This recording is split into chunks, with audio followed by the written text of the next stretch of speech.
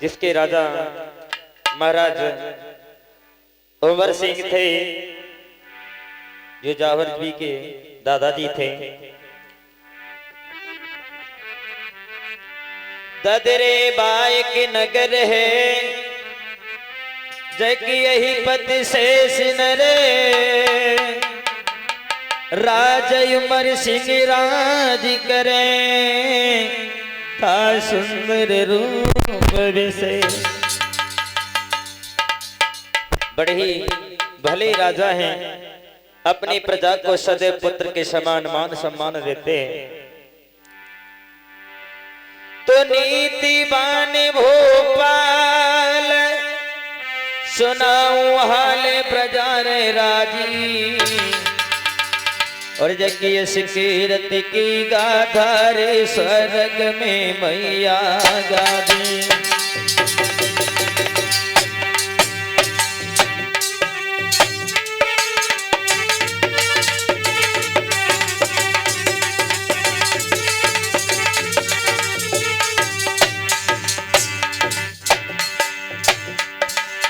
नीतिवान भोपाल, सुनाऊं हाल प्रजा रहे राजी, सुनो जनदारी। जगियत कीरत की गाथा रे, देवों ने दाद गाए।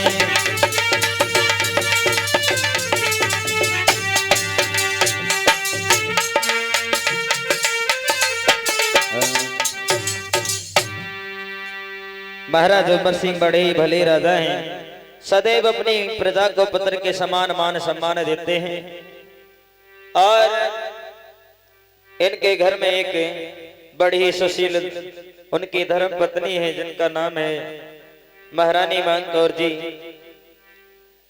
और वो अपने पति का सदैव आदर मान सम्मान करती हैं। उनके घर में 3 संतानों की उत्पत्ति होती है। बड़े बेटे का नामकरण किया गया, तो उनका नाम रखा जेवर सिंह, और छोटे बेटे का नाम रखा नेवर सिंह। और एक कन्या है, जिसका नाम है छबील दे। एक दिन रानी मान कौर जी अपने बच्चों को अपने आंगन में बैठे दूध पिला रही थी। उसी समय एक संत महात्मा जी दरवाजे पर आते हैं, अलग जगाते हैं। बाबा ने आकर के दरवाजे पर अलग जगाया।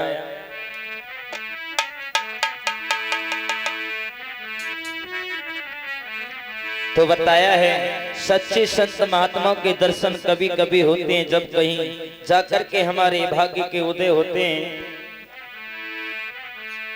संत शिरोमणि द्वार द्वार पे, कभी किसी के न जाते, और होती है शुभ घड़ी, संत के दर्श सभी कर पाते। होती है शुभ घड़ी, संत के दर्श सभी कर पाते।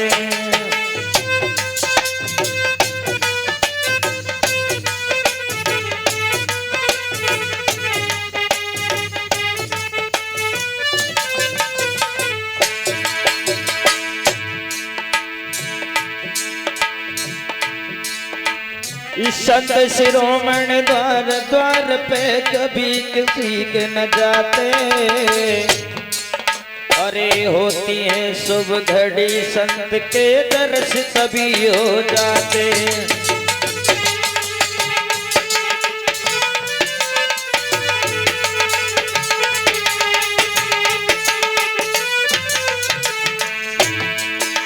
ए राजा उमर के दर पे एक सच्चे साधु आए। ए राजा उमर के दर पे एक सच्चे साधु आए। अरे दर पे आए के अज बाबा ने दीने अलग जगाए।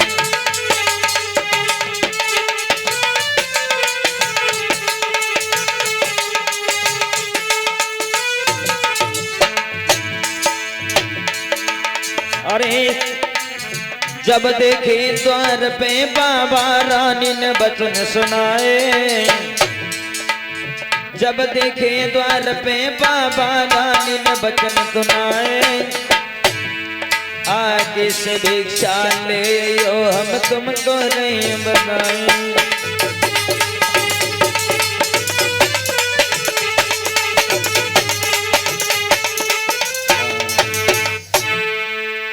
आज महारानी मानकौर जी के दरवाजे पर एक सच्चे संत महात्मा जी आ जाते हैं। आकर के उन्होंने अलख जगाया, लेकिन रानी ने बाबा का अपमान कर दिया। अगर सच्चे संत महात्मा का अपमान कर दो तो वो बहुत ही क्रोध में आ जाते हैं। उन्होंने कहा कि बाबा इस समय में अपने बच्चों को दूध पिला रही हूं, तुम आगे चले जाओ, या तो आगे से भिक्षा ले आओ या इतनी देर खड़े रहो। तो ये बात जब कही तो बाबा ने कहा कि हे रानी, तुम्हें अपने संतान के मोह के कारण एक संत का अपमान किया है। हम श्राप दे करके जाते हैं कि तुम हमेशा आगे के लिए फ्री रहोगे, यानी तुम्हारे घर में किसी भी शिशु का जन्म नहीं होगा, किसी छोटे बच्चे का इस आंगन में जन्म नहीं होगा, किसी भी नारी स्त्री के।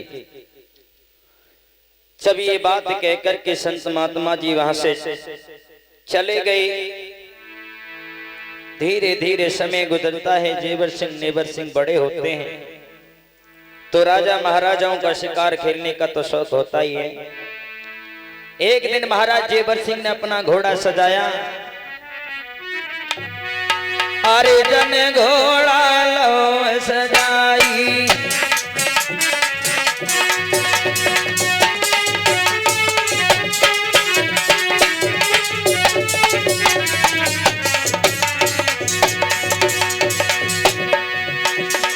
अरे जन घोड़ा लो सजाई, धनुष बाण धवले उठाई,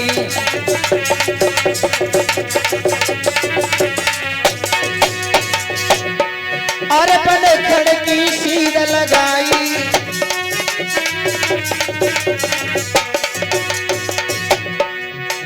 तब एक हिरणा परो दिखाई, राजा ने बाण के लोहे चढ़ाई।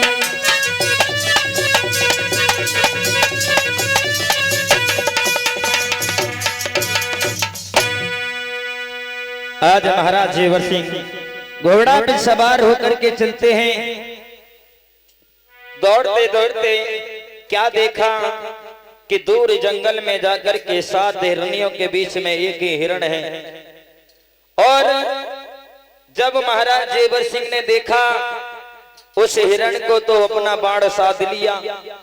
जब बाण साधा तो हिरणियां कहने लगी, महाराज हम 7 हिरणियों के बीच में एक ही हिरण है, आप भी इसे अगर आप मार देंगे तो हमारा क्या होगा। और हाथ जोड़ करके बोली, अरे मते मारो मेरे महाराज, अरे हिरण मेरा इकलो है, मते मारो मेरे महाराज।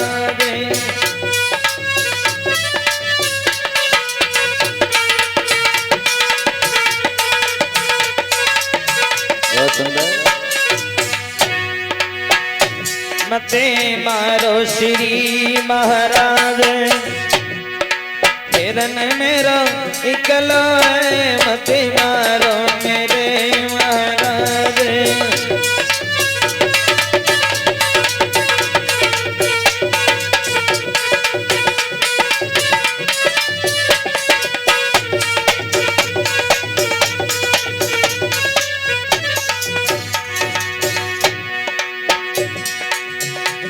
और जो तुम मारो हिरण हमारो, हम 7 विधवा होवे।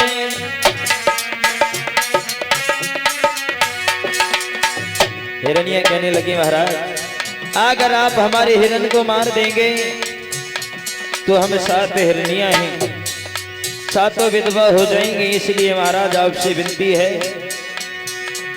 और जो तुम मारो हिरण हमारो, हम 7 विधवा होवे।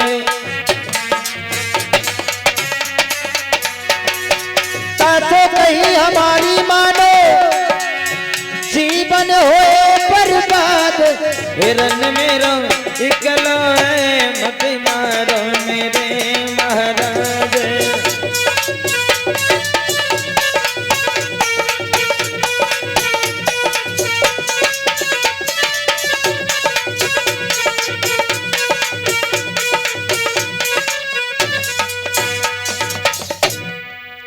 आज हिरनियों ने बहुत मना किया, लेकिन राजा ने कहा कि हे हिरनियों, मैं नारी पे कभी वार नहीं करता।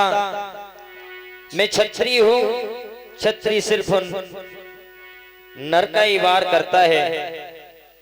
और एक बात नहीं मानी, राजा ने बाण छोड़ दिया, हिरण को जाकर के लगा, हिरण धराशायी हो गया। हिरण्य ने रो करके राजा को श्राप दिया कि हे राजन, जिस तरह से हम अपने पति के प्रेम में तड़प रही हैं, आप 7 जन्मों तक संतान के प्रेम में तड़पोगे। राजा इधर तो वहां से चले आते हैं। इधर होता क्या है, सिरसा पाटन में महाराज कुंवरपाल सिंह के भी 3 पुत्रियां होती हैं। बड़ी बेटी का नाम है बाछल और छोटी बेटी का नाम है काछल, और सबसे छोटी जो है उसका नाम है आंचल। आज इधर महाराज कुंवरपाल सिंह की बेटियां विवाह योग्य हो गई। रानी ने राजा को समझाया कि स्वामी, अब बेटियां विवाह के योग्य हो गई हैं, इनको कोई अच्छा घर वर तलाश करके इनका विवाह कीजिए। राजा ने नाई ब्राह्मण को बुलाया और पत्रिका लेकर के ददरेवा शहर में भेजा। महाराज उमर सिंह के दोनों बेटे जेवर सिंह और नेवर सिंह के लिए रिश्ता तय कर दिया। बड़े ही धूमधाम से विवाह होता है। काचल का विवाह नेवर सिंह के साथ में हुआ और वाचल का विवाह महाराज जेवर सिंह के साथ में। धीरे धीरे समय गुजरता है, कुछ वर्ष बीत जाते हैं, लेकिन कोई संतान नहीं होती है। तब चिंता होती है। सबसे पहले क्या इंसान को सोच होता है, चिंता होती है, चिंता होने लगी।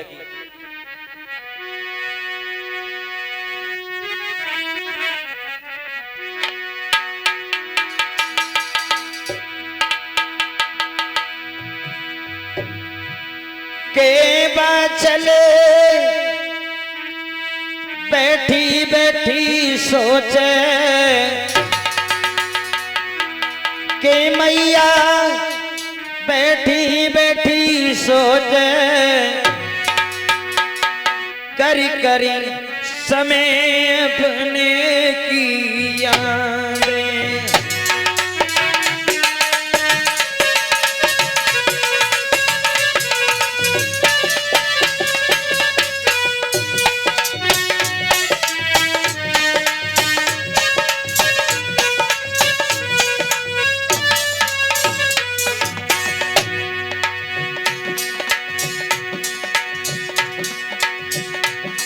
भैया मनोज, मैया बाछल अपने समय को याद करती हैं, उस परमात्मा से कहती हैं विधाता,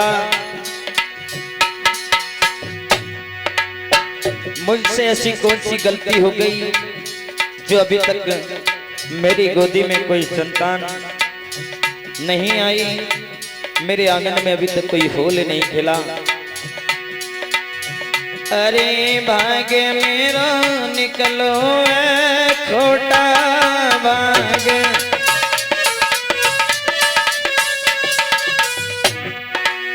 अवै तकी भयो न बेटी बेटा, अवै तके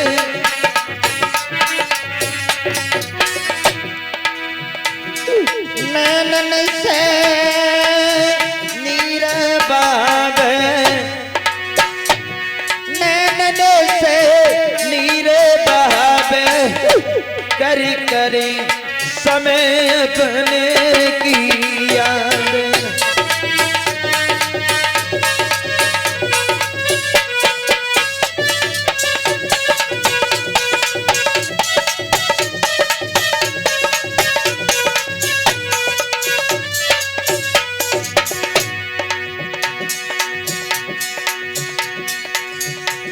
कहती है कि हे प्रभु इस संसार में तुम्हारे बिना मेरा है कोई भी नहीं।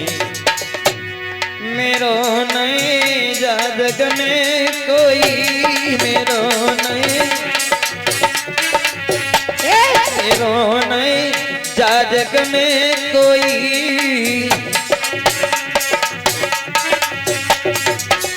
हे प्रभु तुम्हें बन गए निरमोई, प्रभु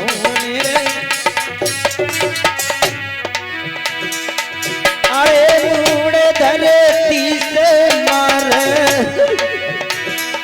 मुड़े धरती से मारे, करी करी समय अपने की याद।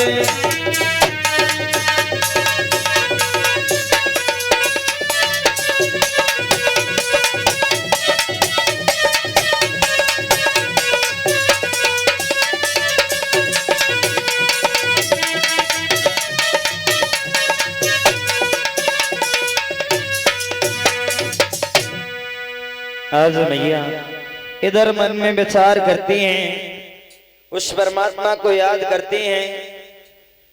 इधर एक दिन महाराज देवर सिंह सुबह के वक्त अपनी सभा के लिए निकले।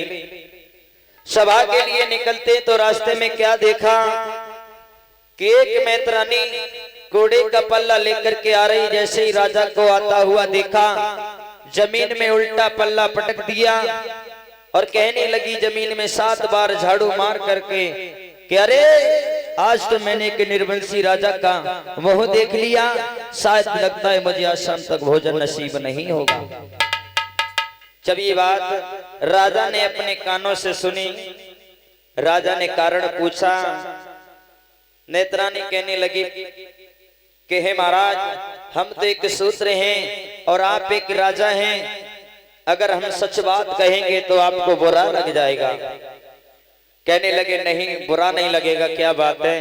कहने लगे महाराज हाँ ये बात सत्य है कि आपका चेहरा जो सुबह कोई देख ले शाम तक भोजन नसीब नहीं होता। कहने लगे मैं भी परीक्षा लेकर के देखता हूँ कि भोजन नसीब होता है या नहीं होता है। राजा ने उनके घर कम से कम 10 लोगों का राशन भिजवा दिया, लेकिन अचानक उनके घर 10 ही मेहमान आ गए। जो भोजन राशन था बनाया, मेहमानों को खिला दिया।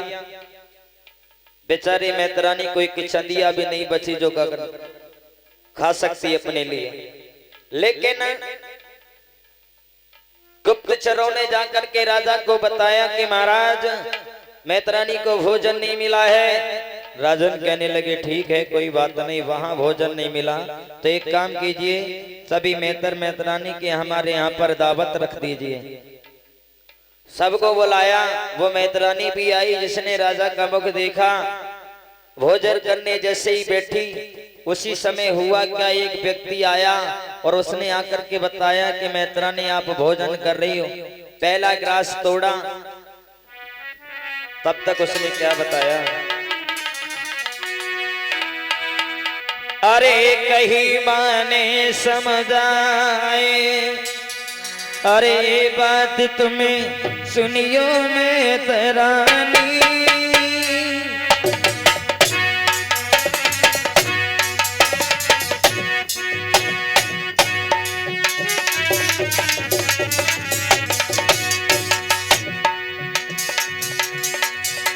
अरे गई तुम भोजन गाए, बात तुम सुनियो मैत्रानी।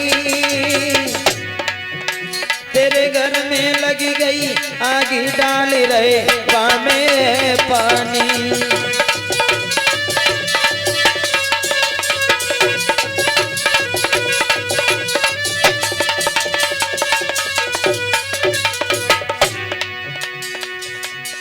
जब ये बात सुनी एकदम से भोजन छोड़ करके उठ करके भाग खड़ी हुई। अरे एकदम भागी में बरानी, जने खाओ नाई अन्न पियो नाई पाने अज पानी।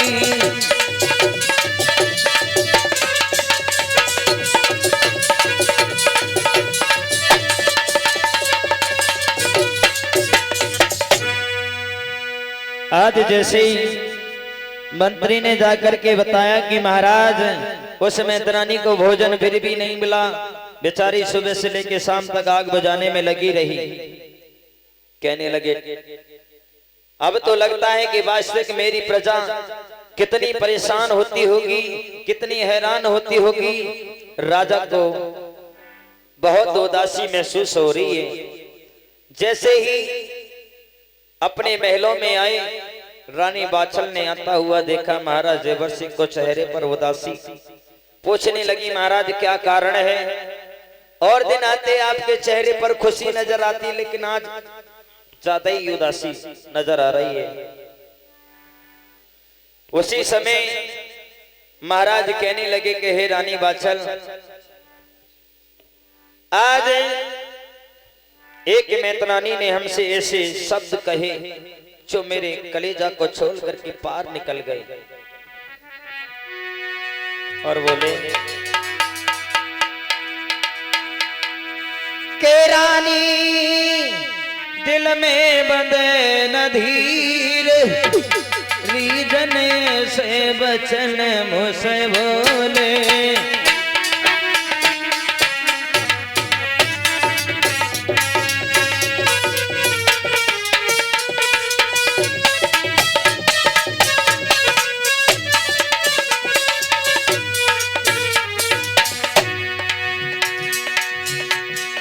कहने लगे चने से बचन मुझसे बोले, मेरे गए करे जा छोले जने से।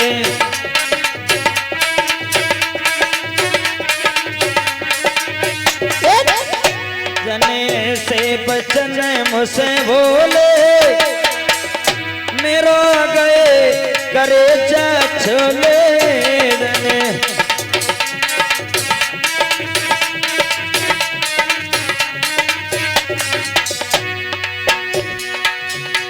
के मेरो जीवन भयो बर्बाद, रानी ऐसे बचन मुझसे बोले।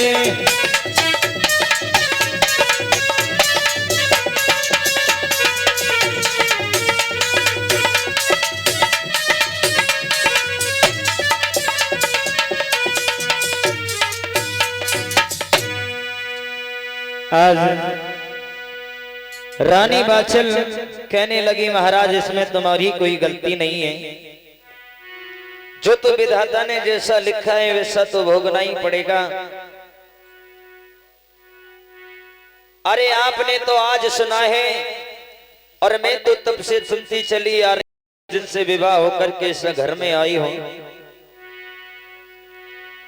और कहने लगी भैया रणबीर, जा दिन से मेरो विवाह भयो और मैं जंगना में आई हूँ, और आप निर्वंशी कहलाते हैं, मैं दुखिया बांध आई हूँ।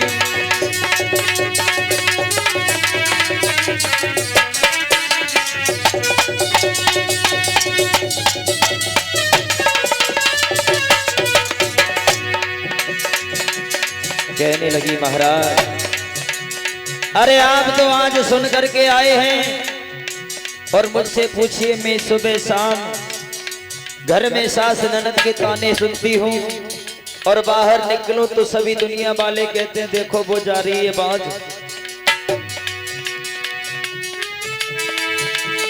दिन से मेरो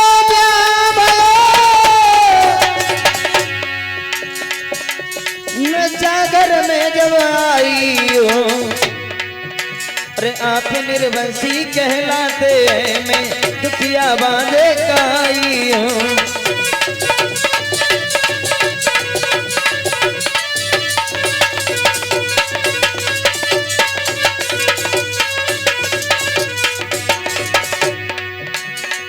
कहने लगी विधाता का भी अजब खेल है, किसी के पास तो इतना दे दिया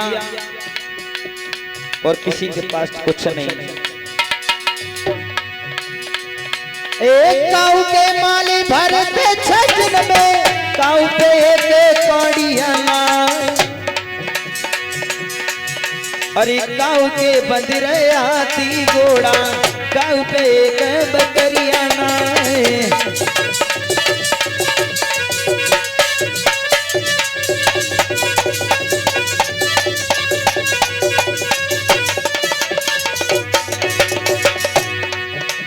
और मोहित भैया जी अरे गाँव के भूमि है 100 बीघा गाँव पे एक बरियाना और एक गांव के महल बने संगमरमर के गांव पे करे झुपड़िया ना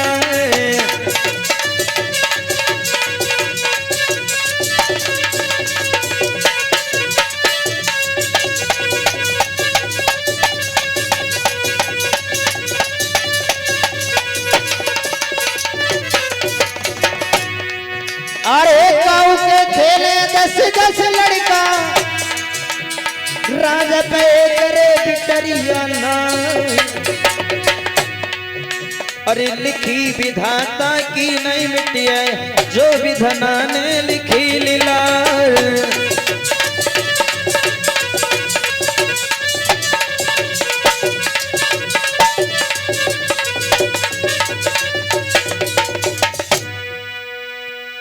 रानी कहने लगी महाराज इसमें तुम्हारी कोई गलती नहीं है जो विधाता ने लिखा है वही होना है इसलिए आप एक काम कीजिए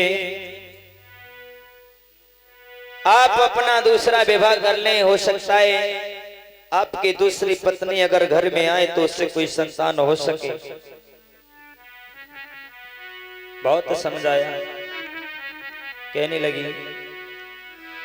अरे पति कर लो दसरो ब्याह और रानी राजा को समझावे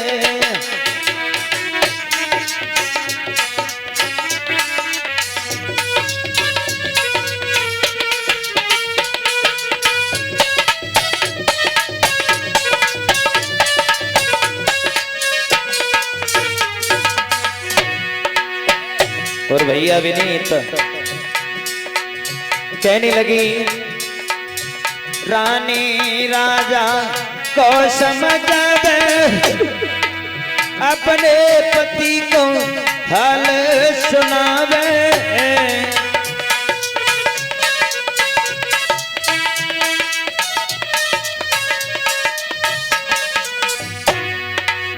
सैया कर लो दूसरो प्यार रानी राजा को समझावे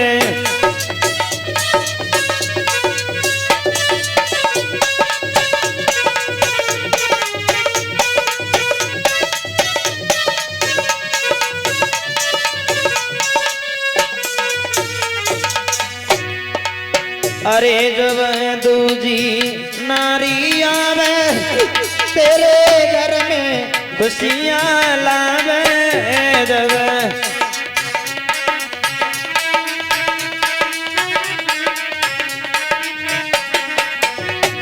जब दूजी नारी आवे तेरे घर में खुशियाँ लावे जब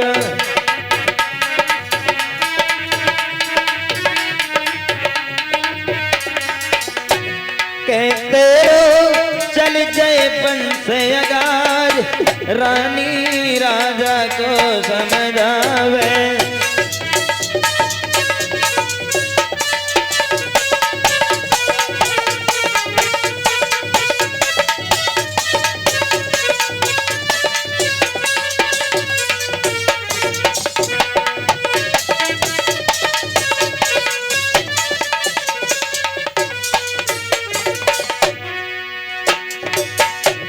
कहने लगी जब अंगना में ललना आवे तेरे दिल को अति हर्षावे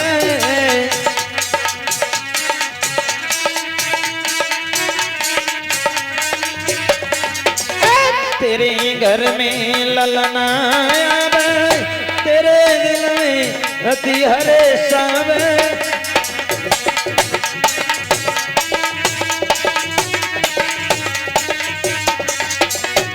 के स्वामी मान लियो अरे दास रानी राजा को समझावे।